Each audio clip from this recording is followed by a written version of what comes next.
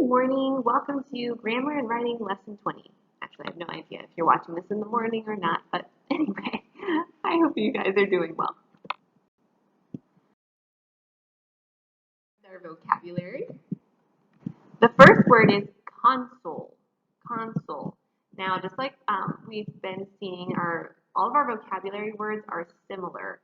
They're not quite as similar as they were yesterday with imminent and imminent, but they are similar. Consul, consul. This means an official appointed by a government to look after the welfare and commercial interests of its citizens in foreign countries. So you may have heard the word consulate. That's like the foreign government office that takes care of its citizens in a different country. So a consul is a person that's appointed by the government to take care of its citizens while they're in a foreign country.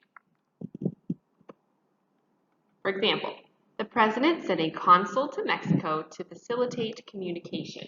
Facilitate means to make something easier to happen. So the president sent an official down to Mexico to make communication with that government easier, is what this sentence means. The president sent a consul to Mexico to facilitate communication.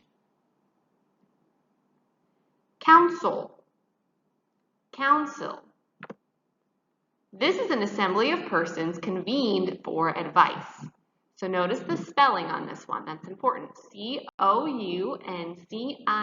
Council. An assembly of persons convened for advice. That's a group of people that meet together to give advice on a certain topic to a certain group, a certain company, things like that. For example, the Dairy Council suggested 4 to 6 servings of milk products per day, meaning the council wants you to eat or drink 4 to 6 servings of stuff that comes from milk every day. Now here is another type of council. So it's pronounced the same way, council and council.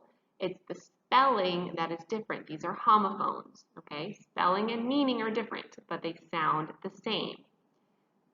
This council, C-O-U-N-S-E-L, this can be a verb or it can be a noun. So first we're looking at the verb, then we'll see the noun. So the verb means to give someone advice. So notice that the first council we looked at, the CIL version, that's a group of people giving advice. The SEL version, the verb is to give someone advice. So it all has to do with advice. Please counsel the students concerning their classes for next year. So it's saying to please give the students advice about how they need to do their classes for next year. Now, this can also be a noun. When it's a noun, it just means advice.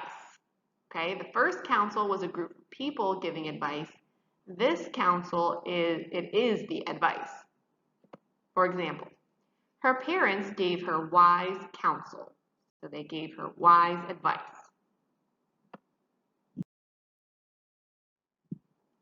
All right, let's get some practice. Fill in the blank with the correct vocabulary word. She listened to the blank of her mother before making a decision. So which one of our words would be something that someone would need to listen to before making a decision? A blank of several Native American chiefs agreed to the terms of the peace treaty. A blank of several Native American chiefs agreed to the terms of the peace treaty.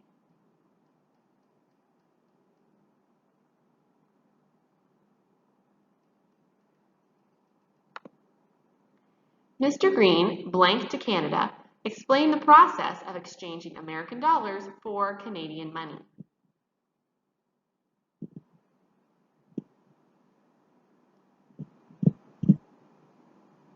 And number 4, will the minister blank the engaged couple before they are married? Will the minister blank the engaged couple before they are married? So what would a minister or a pastor need to do to a couple that's prometido before they are married?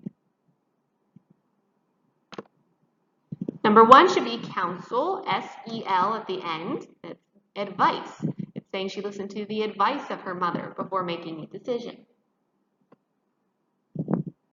The next one is C-I-L at the end. It's that group of people, and they are giving advice to all of the Native Americans by signing a peace treaty. Number 3, consul. Consul. So that's the official, the government official. And number 4, counsel with S-E-L at the end. It is the verb, so the minister would be giving the engaged couple advice.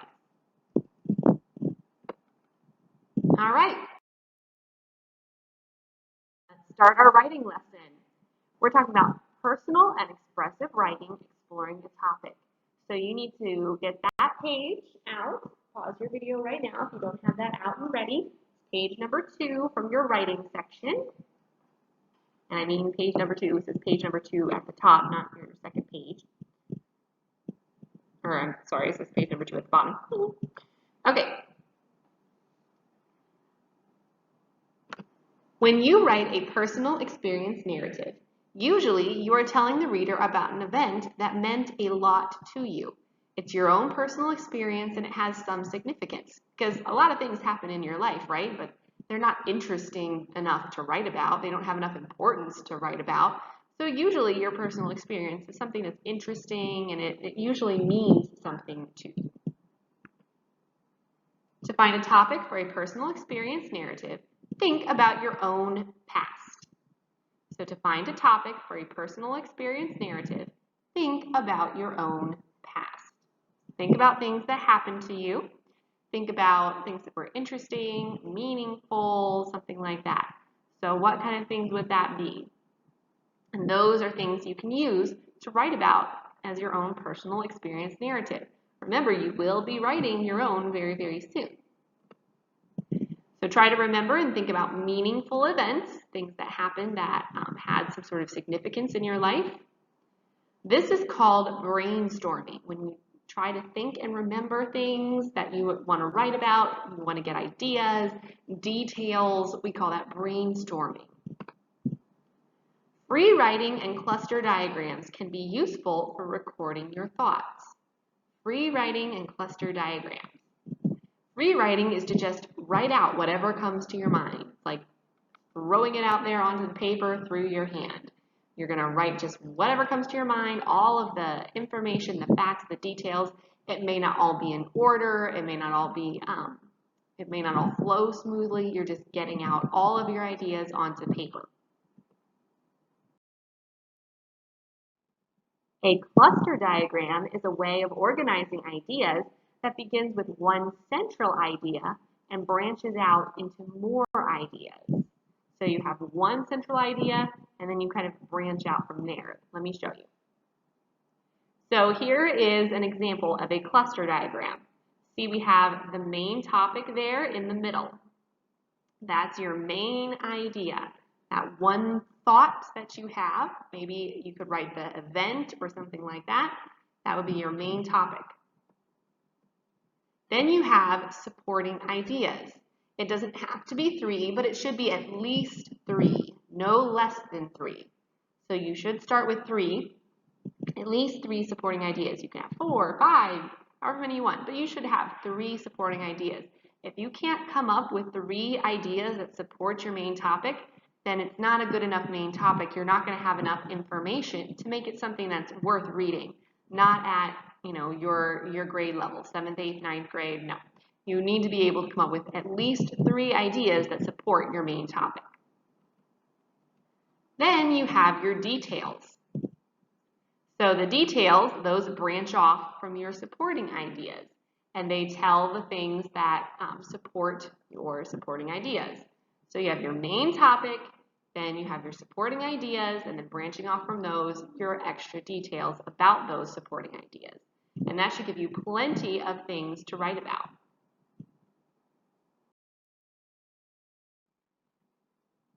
So now I want you to look at your paper, page 2. So the first part is using a cluster diagram. Think of a time when you felt a special pride in an accomplishment. Complete the cluster diagram with details that help you recall that special time. So the first part of the cluster diagram says, did I feel proud? So that's the idea, that's your main idea, is that it caused you to have that great proud feeling of yourself, that you really accomplished something. So I want you all to think right now, think of an event that made you feel really proud of yourself. Pause the video if you can't think of one right away, and think about one. Don't start the video again until you have one, okay? Okay, you should have your feeling in your brain. So now you need to create at least 3 supporting ideas from that event. So I just put one example. Maybe this was something where you ended up winning a trophy. So that's a supporting idea of why you felt so proud of yourself. You won something. And you need to come up with 3 supporting ideas for that. Okay, then after that, you have your details, okay? So notice I don't have 3 details on all of them, but you should have closer to 3 or 4 details, okay? You shouldn't have just 2. I just didn't have a whole lot of room to put more and you still be able to see very well. So you should have 3 or more supporting details from your ideas. So for example, with a trophy, maybe it was a first place trophy, maybe it was a second place trophy. You know, that's a detail. It's something about that supporting idea. Okay, when you're finished with that, then you need to complete your cluster diagram as well as the rest of the paper. So complete personal and expressive writing, exploring a topic, page 2. So the next part says free writing about memories. Try to go back to a time when you realized the true value of a friendship, or when you realized that someone you thought of as a friend was not a friend at all. So it's either a positive thing about someone who really is a good friend, or a negative thing where you realize someone wasn't a good friend. On a separate piece of paper, free write about the experience, how you felt, what happened, how it changed your feelings about the other person. Those are some ideas to get you started. It's not saying those are the only things to write about. That just kind of gives you an idea of the things to write about. How many sentences do I want you to write? I want you to write at least 8 sentences. Write 8 good, well-developed sentences. They don't need to be, grammatically perfect or anything like that. You're just free writing. But I want you to get all of your ideas out there, okay? So think about the time before you start writing. Think about it. Get a good idea in your head of what you want to write about, and then just go for it. Don't stop until you have at least 8 sentences, but don't stop until you have all of your thoughts out there on the paper. If you can't get 8 thoughts about it, then you need to think about something else, okay? Get something else to write about, all right? Because you guys are old enough to start really writing well and writing more developed things.